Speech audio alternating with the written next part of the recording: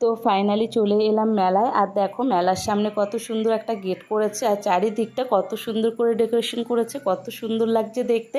তো আমরা এই যে এখন মেলার মাঠে ঢুকছি, আর আমরা যেহেতু সন্ধ্যের দিকে এসেছি তো ভিড়টা একটু কম ছিল।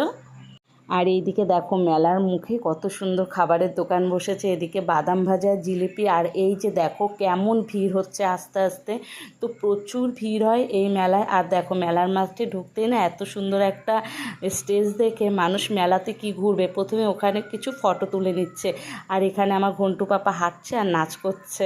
তো এই যে দেখো কি কি এসছে চলো একটু দেখিয়ে দিই। বড় নাগরদোলনা এসেছে, এখানে মিকি মাউস, বাচ্চাদের আরও একটি দোলনা, এখানে ব্রেক ড্যান্স, তো অনেক কিছুই এসেছে।